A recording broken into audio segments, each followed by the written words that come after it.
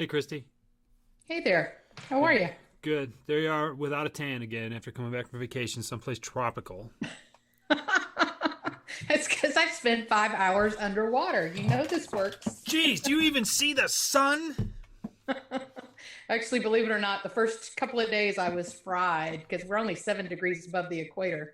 So sunscreen doesn't work for this white girl. That's cool. Was it awesome? It was awesome. It was pretty much awesome. It's definitely a trip of a lifetime. Good. Until you do it again next year. It's funny. I saw that, when I went to Scotland to play golf, it was a once in a lifetime opportunity. And you know what I'm going to do again someday? I'm going back. This is what we So do. here's the thing, right? So, Palau's one of those, the South Pacific, yes. So we'll go to the Philippines and we'll go to Fiji and some other places like that. But for Palau specifically, I don't know if I would go back there, Okay. um, just because there's so many other places to go. Yeah, no, you're right there. You're right about Yeah, that. yeah. So, Like, why would I and go it's there again? all different stuff. Yeah. So it's all different kinds of animals, and yeah, it's very cool. Got it. It was very And it was a lot of history too, because it was a hot spot during World War II. So Ooh. Peleliu was part of the Palau Islands. I don't know how much you know about World Nothing. War II history, but Probably not um, enough. if you We ever won. watch the, yeah, we did. Go figure. um, but have you seen The Man in the High Castle? If you ever want to know what might happen if we hadn't won, that's a show to Um, watch. no, I haven't. But isn't that a Netflix thing or a Hulu thing or something like that? It's a Amazon Prime Amazon thing. Prime thing. Yeah. I've seen it. I've not Yep. seen it, but I've Yeah. heard of it. Yep. Um, Um, Very interesting story. But anyway, so Peleliu is one small, and it was one of the bloodiest battles in all of World War II. okay. Um, Hey, yeah. Jesse. Guys, Hey, Jesse. how are you? We're Good. How good. are you doing? I'm doing quite well, thank you. You Good. guys were talking about Excellent. World War II? Yes, we won. Did you Yeah. hear? Yeah, really? Yeah. So I just returned from a bucket list diving trip to Palau, and Oh, so wow. yeah. So Peleliu is one of the Palau Islands, and that was one of the bloodiest battles in World War II. So a lot of the dive sites were battle sites, basically. So it was pretty fascinating. So Fascinating history. boats and weapons and Yeah, shells and yeah, munitions boxes and shells and LTVs and things That's and pretty crazy. planes. Yeah, that's awesome. yeah, warships. Yeah, there's a lot of stuff. That's pretty Yeah, cool. That's pretty cool. Well, before yeah. we get started, and I'm glad you two got to meet Jesse, Christy, Jesse. Christy, it looks like your internet is not serving you well It right has now. been, yeah, it has been very ugly the last couple of days. I don't know why. Irma, I blame Irma. Yeah, well, let's do that. Let's blame Irma. I wasn't here, so I don't know. I know No, nothing. I would. It I wouldn't was off surprise the grid me. completely. No, what I heard, and I knew you were gone, so I didn't even think to check on you. But I mean, Yeah. was your house okay? I heard there were like there was flooding in Atlanta, from what I heard. It was not No good. flooding here. Okay. I did end up with like five neighbors' porch furniture in my garage, apparently. So Wow. this is what The happens when you Walters have aren't neighbors home. take care of your animals, right? Yeah, That's that's right. right. Like a self storage unit, Right. right? Right. Whatever you need, just throw Oh, it that's in fun. here. So look, it's fine. They took care of the house. They actually emptied off our porch because at the time, we had arranged because we have a daughter and two grandkids in New Orleans. So when we Oh, right. left, it was headed straight for New Orleans. So we had Wow. already made arrangements for them to have keys and, kind of talked her through what she needs to do to get here and then, come back and find that it was it was probably all for naught, which was great. I'd rather them not have to go through it. But yeah, so our neighbors had to empty off our porch. And so they did a lot of extra work. I have some dinners to buy and wine bottles to deliver over the next couple of days. So Yeah, it yeah. happens. It happens. Yep. But that's still, So yeah. Go ahead. I don't know what to do about the internet. We're going to go with it. And Yeah. your audio has not I interrupted. like Make the it winging happen. it. That's how we roll, Jesse. Yeah, we're going to go with it. It's good. We're going to go with it, and if the video turns out to be too grainy, then we won't be able to use the video to promote it, but we'll be okay. We're just, Okay. Exactly. we're going to Is be there all anything right. in my settings that I need to change? This is different from usual. Your video is pixelated because it's like, not like I'm censoring this pixelated, but it's not real clear. Okay. So it is what it is. We're just going to roll with it. Okay. Because that's I what don't we have do. any extra settings turned on for video. So, all right. So before I get started, I am running Audacity. Yeah. And you want me to, I assume I just open it up and hit record? That is pretty much it. So, Jesse, we've got someone actually engineering our podcast now, which is really awesome because he's really, really good at it, and he's not costing near as much as I thought someone like him would cost. He's going way over and above. Wow. And so he sent me some stuff this weekend and said, hey, I mixed this down, and just let me know what you think. And I'm like, I sound unnecessarily good. This is and so he said, hey, can you capture Christie's audio too? And I said, what, like just have her record into a separate app? I said, wouldn't that become a problem when it comes to mix? He says, it's really not as hard as you think. I'm pretty good at this. So I can sweeten her audio the same. And I think that'll be a good thing to do. So I said, Doug, here's the deal. You tell me what to do, and we're going to do it. I sent him that in a text message. I said, this is what we're going to do. We record on Zoom so we can get everybody on the same page, in the same place, do our interviews. Like, we're looking at each other, and it's good. And I said, and I record my audio. I just kind of store it locally, so it's all recorded there. What else do you want me to do? And he said, you just get Christie's audio separately, and we'll be good. I said, okay. And that's what we're doing. So we're going to give it a shot. And he said too, he's like, look, it's not like what you guys are doing sounds bad.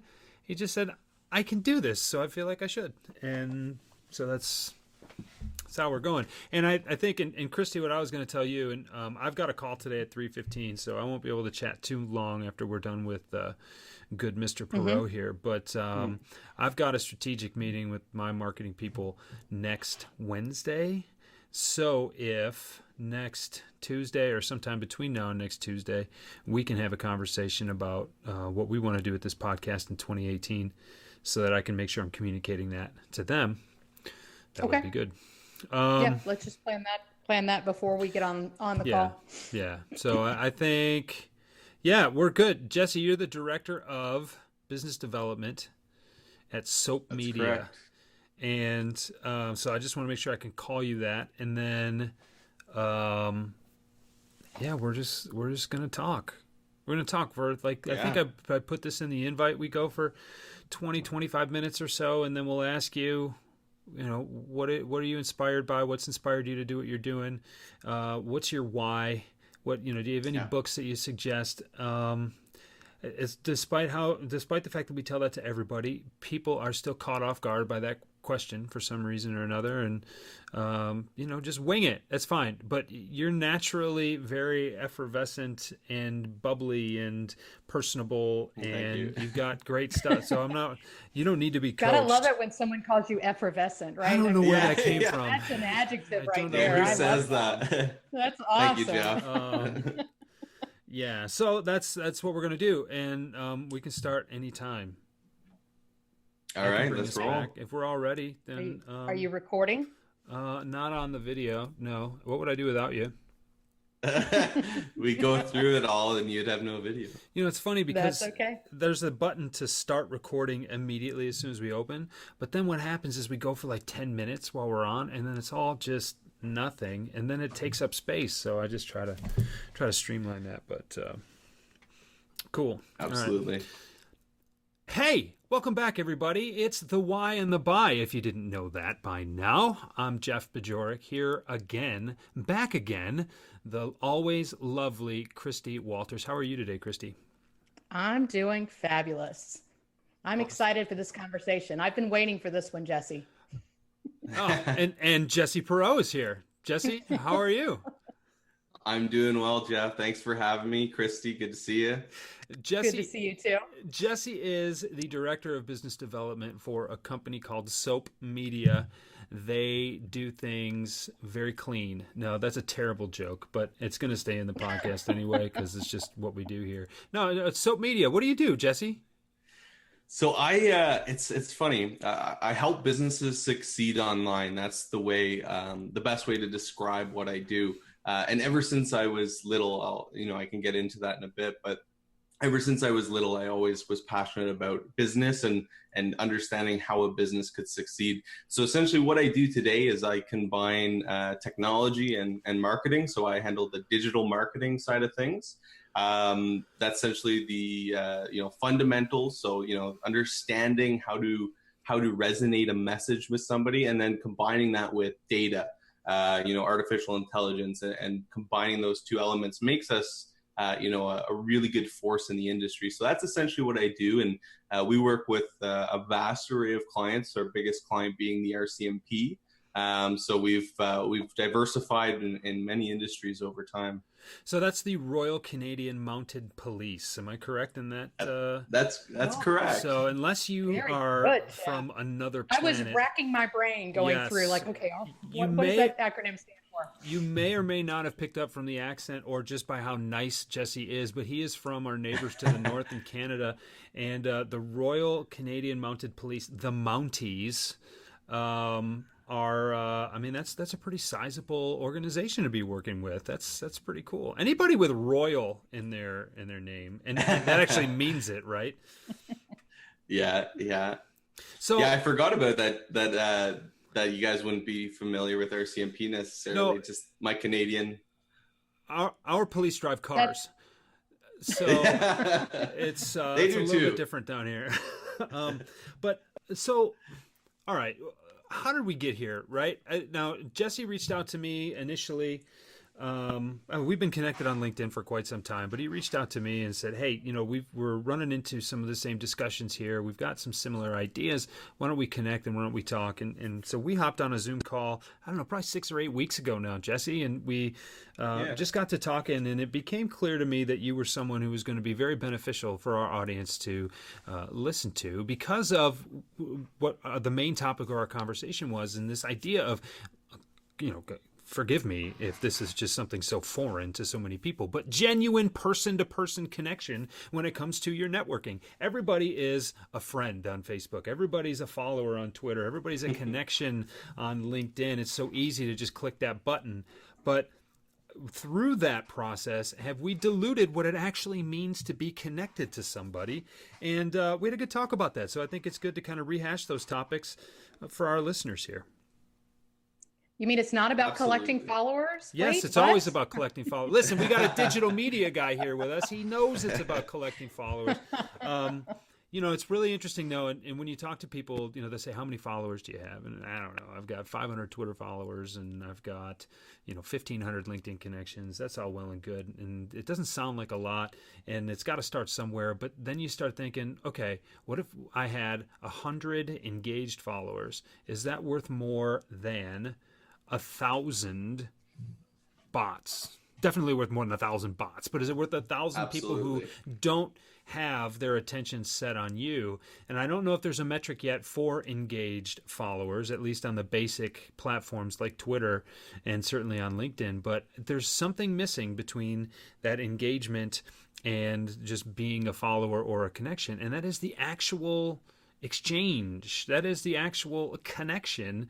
And Jesse, I'm just going to give you the microphone. Go ahead and talk about what you talk about. Yeah, absolutely, Jeff. We had a great conversation, like you said, about 7 weeks ago or so, just regarding that and the connection point for people. My background is I grew up in a smaller village area. There was literally a convenience store and a furniture store, and that was it. And that was the whole village. My uncle owned the furniture store. My father had run a music business, so he did weddings, and he had 6 guys that worked for him at one point. So I grew up around, an entrepreneurial mindset. And from a young age, I became extremely fascinated with people and business. And I remember asking, my mom questions like, why does Uncle Johnny sell furniture, and why does Dad sell music services to people? And that I looked at the type of people they were interacting with, and they were completely different from, just different industries, different people at different points in their lives. And I tried to understand that from a really young age. And then over the years, I got into business myself. Started my first business when I was 15 years old. Might have even been 14, because I remember I had to buy a cell phone just for the business. And it was just a rusty lawnmower. I saw a rusty lawnmower. I lived in an elderly neighborhood in my small village, and it just was opportunity. So I ended up starting a little landscaping business. Ended up getting all my neighbors, so it's about 15 neighbors in total. Started interacting with the neighbors. I already knew them a little bit as a kid, so it was already I already established some relationships. But I built my first business, and it was a great experience. I had really good clients, and I was able to talk with them. From there, I got into technology. Basically, I realized I couldn't scale that landscaping business because the audience is so limited. I was in a small village, and there was no scalability. So I realized, well, what else can I do? I understood software and hardware, and I love technology as I grew up around it. And I started a couple of YouTube channels, actually. So they were very diversified channels, different industries. One was video game related, one was tech related, one was giveaway related. Now I got one called Ask Me JP for digital marketing relations. So I started different channels, and they weren't wildly successful, getting a couple million views in total. But it wasn't from that it wasn't passion. It wasn't a lack of passion in it, right? Like, the passion was what fueled me. There was no monetary or money being really generated from it. I just did it from understanding that there was a demand for certain types of content.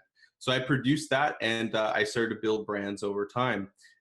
What happened to me in business, I worked with a lot of different people in different industries, from US to Europe. Being under 17 and trying to build several companies. Working with those people, I realized a few things. And in particularly running, I know, Jeff, you mentioned, like KPI driven sales, like with hardcore metrics. And that model, I just felt like it wasn't very fulfilling, that it wasn't who I was, I guess, as a person. So you had approached me reading my article, How I Met 500 People in 500 Hours. In that article, I really tell you exactly how I did it. And I don't want people to get caught up on the quantity aspect of it. It was more or less, I guess, a clickbait title in that sense, but it was about the quality of time that I spent with those people. So right now with Soap Media, where I'm at today, I've been in the digital marketing world for some time now, starting my own businesses over time and working and building my brands.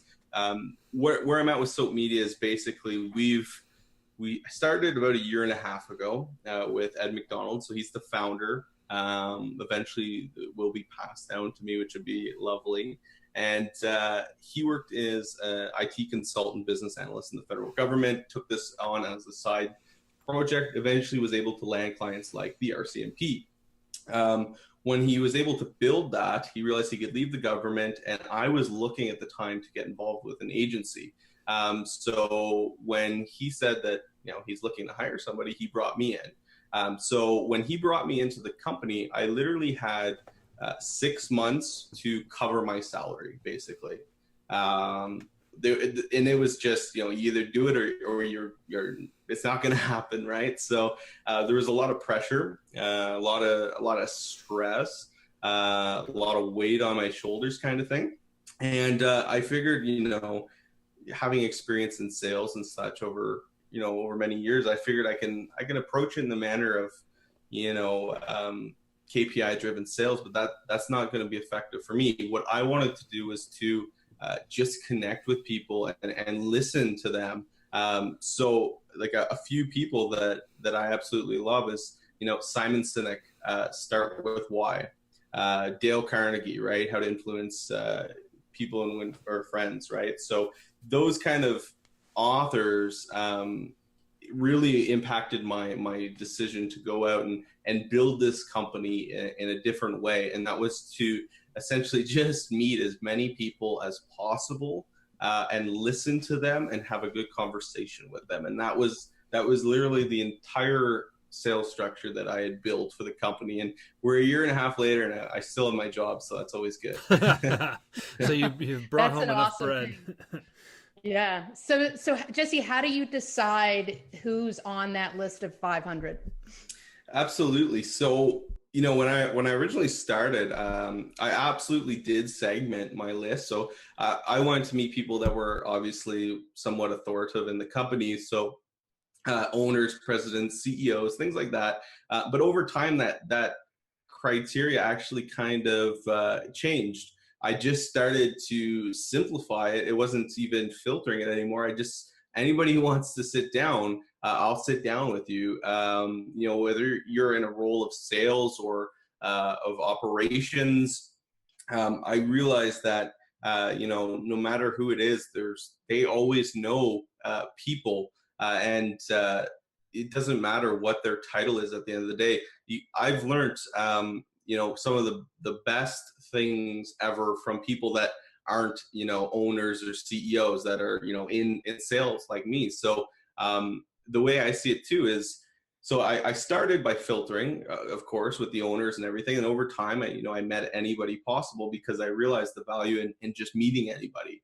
The way I see it is everybody lives and learns from their failures and their successes. So if I can learn from somebody what may have taken them, several years to learn the hard way in a matter of an hour meeting, that's some pretty good growth in my opinion, right? So that's the way I looked at it, and I honestly I meet with anybody now. Were you surprised at any point in some of the conversations that you had, or some of the people that were willing to sit down with you?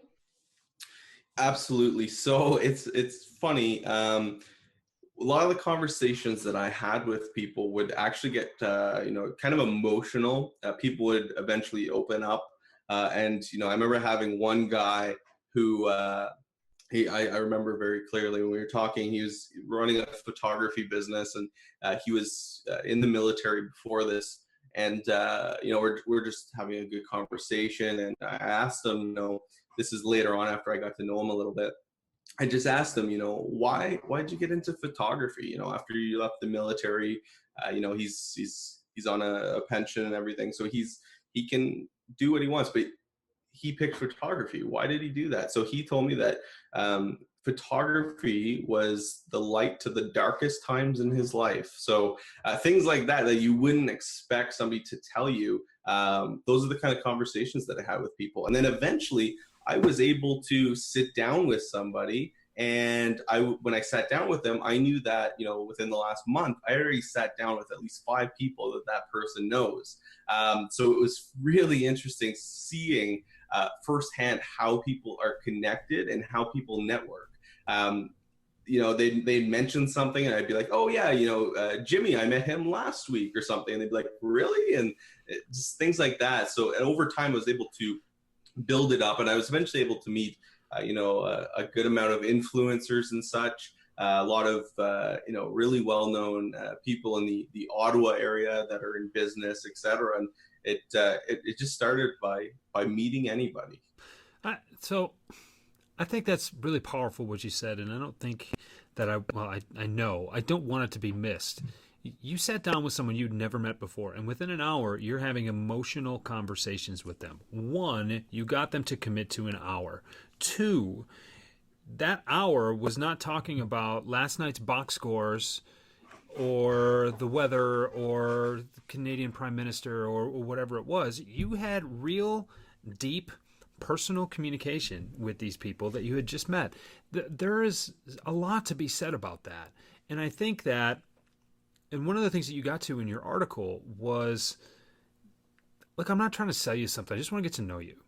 Look, if I get to know you and we can find some mutual way to do business together, then hey, that's great. But first of all, I want to connect. And I think that is at the heart of what is missing in business today. Everything is a script, everything is contrived, and it's not even my position against scripts is perhaps overstated. I think you need to have talking points, you need to have objectives, that's fine, but hey, there's a person on the other end of that line. And the thing is, how many people out there listening would love the opportunity to get one of their best prospects on the phone, in person, whatever it is, for an hour and actually say, you know what? It got real for a while. And so what I noticed was photography was an outlet for that. And the more I took pictures, the more I realized that I could do something special with this. And you know what? I'm really, really fulfilled by this. Come on, we just met. Who does that? But you did it time and time again. And I don't want to steal too much of your thunder here, but what we had talked about on that last call was the idea that the more people you knew, the more people you would meet who knew those other people that you met, and your reputation going into those calls perpetuated itself. And I just like that is such. That's such a foundation in the fundamentals of EQ and emotional intelligence and relatability and connectability that you have built a business on that, not on being contrived, not on some sales pitch, not on just browbeating people into do business with you. It's like, hey, I'm Jesse, I'm a human being. If you're a human being and would like to be connected with me, then we should do that. And I like coffee. I drink it constantly. I've never seen you not drink coffee, Jesse. I know, so, right? But that is so foundational that I believe it's overlooked. And I don't think that salespeople should overlook that anymore. So what you should have, Jesse, is a different coffee mug for every new person that you met with. That would be I already spend enough money on buying people coffee, I think. So I don't know if I want to keep that might mugs. Be a bit much. Yeah, right. Yeah. You'd end up with the Starbucks mugs instead, right? Yeah. Yeah, I just fascinated by this whole process, Jesse, because I think that, as salespeople, we're almost plagued by this whole Glenn Gary, Glenn Ross, always be closing mantra that has followed us for years. And anyone who finds himself in a real conversation is browbeating because they're thinking, oh, I need to ask for the close. I need to go in for the kill. I need to go in for something here. And it sounds like you did exactly the opposite in those connections. Absolutely. I mean, that's just it, right? Like what you're saying, Christie and Jeff, I didn't go into it with the mentality of, I have to close them or I have to, get them to sign business. If what I'm offering, and this comes down to my passion for business and especially small business. I mean, nowadays we work with, larger businesses, but I still help small businesses. Our process is very simple. Essentially, we will provide insight into any company of their, digital presence, their online presence. So that's, looking at everything from foundation elements of, the website right down to the actual channels we utilize. Now, companies that are smaller and may not have the budget for us, I still take the time to give them some insight. And I do it for a couple of reasons. Is because when I started, in business when I was younger, I was fascinated with growing business and trying to help businesses grow. And now it's just funny how technology's evolved and I get to do exactly that. And I'm just a little bit older, I guess. But with that, I still help those smaller businesses, even though I know that they're not even in the market, which is kind of crazy. It's like a must, do not ever do that in sales kind of thing because you're wasting your time. But what I found from even that, and this is what people don't think about, was, I was passionate about helping the small business. I gave them something. I knew they didn't even have the budget for it. And a year later, I'll give you an example. There was an HVAC company, And they may have had $300 or $400 a month to invest into marketing, and it wasn't enough to hire us.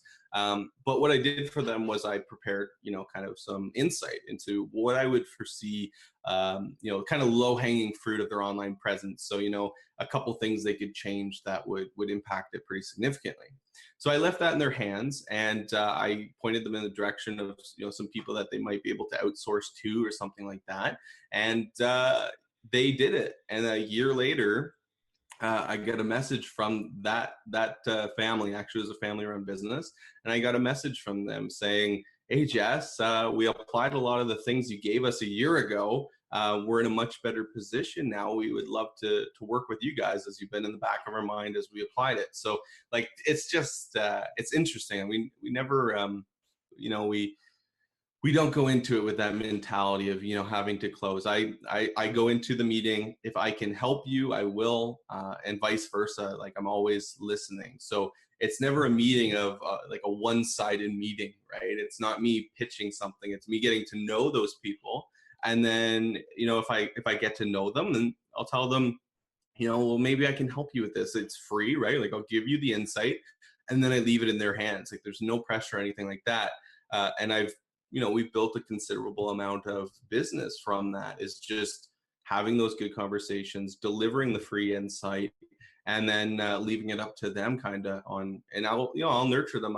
I'll try to get together for coffee again, things like that, but it's still just having conversations. And then once somebody really trusts you, and that's something I really try to build, is trust in what we do, because being an entrepreneur and in an entrepreneurial family, I really respect people that are running businesses, and the ones that are ethical, and just to help them. It's very fulfilling. And there's a couple of people who have the luxury to do that. You've got the entrepreneurs and the people who are trying to get started, and you've also got the beginning salespeople who really don't have who can't be so choosy about who they take meetings with, right? But there are a couple of people who benefit from that. The prospect benefits from that. Look, I know you don't have the money to work with us full time, so there's certainly some limits to what I can provide you with, but let's go down this path. And not only are you marketing yourself, but as a small business owner or as a new rep, you're getting reps. You're getting practice. You're out there. You're seeing what works, what doesn't. You're seeing how people respond. It's way better than talking to a wall all day. And, whether or not that person comes back, and even if you're a little bit more established, I mean, look, I'll take the call. Let's talk. And maybe that person can't do business with me, but you know what they can do? If I really help them, they can go on LinkedIn and they can write something nice about me. You can say, hey, look, Jeff was very generous with his time. Christie was very generous with her time. Jesse helps us without even charging us, because he just has a genuine interest in people. That goes to build your reputation. That goes as proof of concept. And you get an opportunity to, again, as a new rep and as an entrepreneur, especially one who's just getting started, to be able to spread out a little bit. Now, maybe if you are the seasoned sales professional with a full calendar and a pipeline a mile long, then no, you don't need to take a meeting with everybody. I'm not here to say that everybody should take a meeting with everybody. But there are a lot of people who will turn down that meeting because, it's revenue generating only. Listen, there's more to be gotten out of those kinds of exchanges than just signed deals and revenues. There's the reps, there's the experience, there's the connection, and there's so much about, are you in front of the decision maker all the time? No, I'm working out the kinks right here, and I think this is another human being that I can help. Right now, I've got the bandwidth to help people. If I don't have the bandwidth, then don't do it. But if you've got the ability to help somebody, it just goes to show that you can be an incredibly effective and successful salesperson by just being willing to give of yourself first. Well, I tell you, I would actually even add to that, Jeff, too, that even as the seasoned salesperson, you need to make time to help people. That is going to keep your career sharp and fresh, and you're going to stay in front of all the trends that are happening. And more importantly, karma is a real thing, right? The more people you help, the more you're going to help yourself. I mean, it does work that way. And if you can approach business and life in the sense of everything is service to others, it will come back in droves to you later. And even beyond that, to take it a step further, even if you're selfish, how many sales executives have you seen who've gone furthered their career, gotten to a point where they've got their routine, they've got everything down, but they've lost touch with those fundamentals because they haven't had to use them in a long time. And then what I've unfortunately seen more and more recently is that as consolidation happens, your most successful reps also happen to be your most expensive and thus imminently replaceable by the new corporate types at the top of the food chain. Now, you're out of touch. You got no fundamentals, you're not current with anything, and you need a job because you've got a lifestyle that you've been living for some time that you want to keep up. And so, I hate painting doomsday situations like that. But, for those people who it can't happen to you, listen, it can happen to any one of us. And we need to remember why we started this in the first place, because we love selling. We love the idea that we can reach, impact, and influence people in a way that's going to benefit all of us. That's just good karma, good juju, good mojo, good swagger, whatever you want to call it. I love it. That is going to help. All boats rise with that tide, right? So just help people. Don't be selfish. That's my exactly. So, Jesse, what do you have any books or podcasts or thought leaders that you mentioned a couple earlier that you really follow that have inspired you along the way? Yeah, absolutely. There's actually a gentleman in Ottawa who has a podcast as well. It's called Ubiquity Leadership. And his name's Terry Lipovsky. So Terry was actually a big catalyst to why I started doing this and meeting people. And like you guys said, you have to make time too. Like if I look at my calendar tomorrow, I'm getting up at 6 a.m, going to a networking thing really early in the morning. Then I'm working throughout the day. I have meetings, and I don't think I'm done until about 9 o'clock at night because I'm going to a networking thing at nighttime. But that's it, right? I have to cut into personal time sometimes. But Terry Lipovsky, he was kind of a catalyst to me with this theory of just reaching out to people and making the time to do it. So he runs this podcast, and he's done a lot of coaching for executives. That's what he does. He does executive coaching, emotional intelligence, and he's an absolutely brilliant man. So him and I had a really good conversation one day, and we're sitting there, and it was, I think, at Starbucks or something, and we're sitting there, and we're talking, and we're both getting, fired up, and we're talking about business and strategy, and he's starting to scribble some things down on his notepad. And I just remember, it looked like, chicken scratches, but to us, it made so much sense, right? Because we're talking about it, and as he's putting the numbers down, and, at the end of it, if somebody looked at that, it would have been a roadmap of confusion, but it made sense to us. And we were like, this was a really good conversation. And then he had introduced me to Simon Sinek, which is somebody that I watch all the time. I love, Start With Why. That was a phenomenal book, in my opinion. The other one is Why Leaders Eat Last, or something like that. That's a good one. And then he mentioned, that he had worked with Dale Carnegie. So I got involved in Dale Carnegie's books, and how to influence people and win friends, and just those type of people that really understood how people work, kind of thing, and how to connect with people. And I thought that it was just it was phenomenal. So I've been reading into those types of authors and a bunch of other ones. I mean, even like Robert Kiyosaki sometimes, and things like that. There's quite a few authors out there that are quite impressive, and they're in alignment with kind of what I'm doing. So with all that said, and all the reading you're doing, all the networking you're doing, all the work you're doing, why do you do it? What's your why, Jesse? Absolutely. So as I mentioned, growing up at such a young age, I became extremely, extremely interested in people and business. And it really was embedded into me at a young age, because I was I looked at people and business in a whole different way. I think, asking my mom, like, is Johnny selling this? The numbers behind it, the engagements of him and the people. So I wanted to understand that.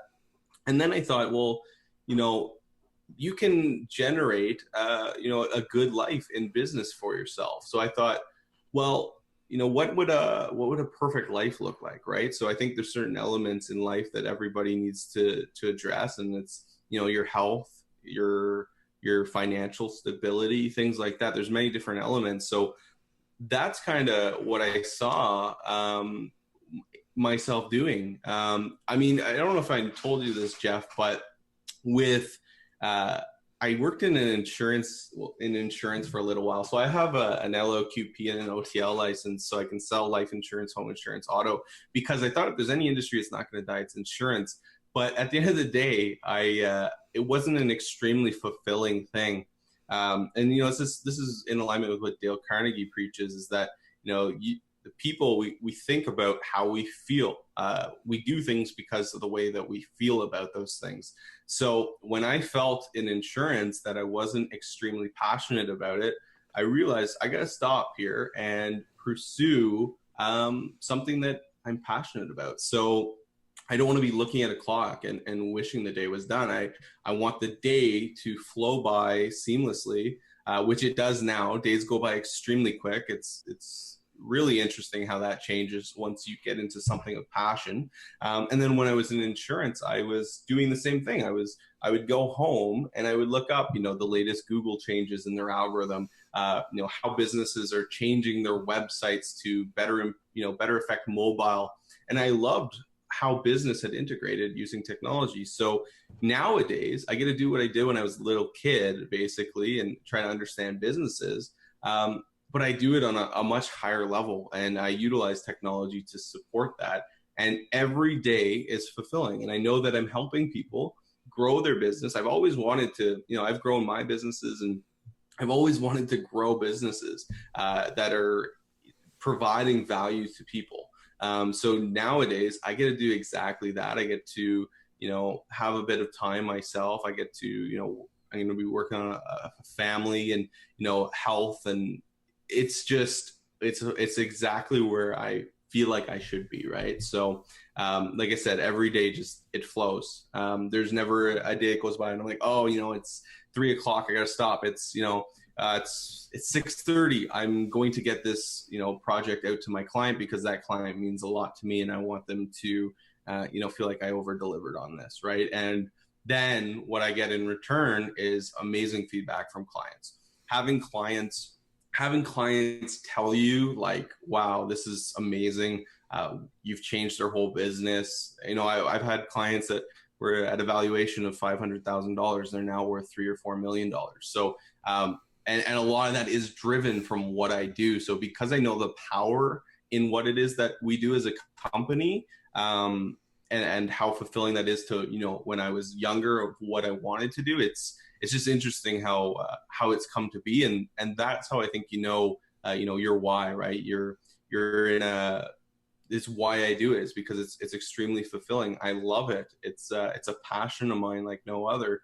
And, I've always had that kind of burning flame of desire to do something like what I'm doing today. So it's, that's how I think that you're in the right spot. I couldn't agree with that anymore. That's well said, Jesse. Oh, thank you, Christie. well said. Well put. Yeah. Well, thank you, Jesse, for being with us today. Where can people find you, other than Absolutely. At a coffee shop near Ottawa? Yeah, you smell coffee, I'm in the area. You can take a look at my LinkedIn, Jesse Perreault, Jesse, last name Perreault, Soap Media, SOAP, socialize, optimize, analyze, promote, and then media at the end of it. So one of those you can find me. Awesome. I love it. Christie. That's great. Jesse knows his why. He does. And when you know your why, your house and your what's get a lot better. Thanks, Jesse, for being here. Thanks, everybody, for listening. If you like the show, go ahead and rate it. You know what? I'm going to challenge you to do something else. Share it. If you really like this and you want to connect with somebody, maybe it's a prospect, maybe it's a reconnection with an old friend, send them this episode. Send them this episode as a human being to another human being and say, you know what? I listened to this and I thought of you. It's about time we reconnected over a coffee. Maybe we'll see Jesse and, take it from there. But let this be a catalyst for you, because if this podcast isn't good for anything, then there's no reason that we should keep doing it. So listen to us again next week. Check out some of the older episodes. I've got issues today. And, check us out again. We're having fun doing this. We hope you're having fun listening. And until next time, we will see you then. Later. See ya. All right. And that's wrap.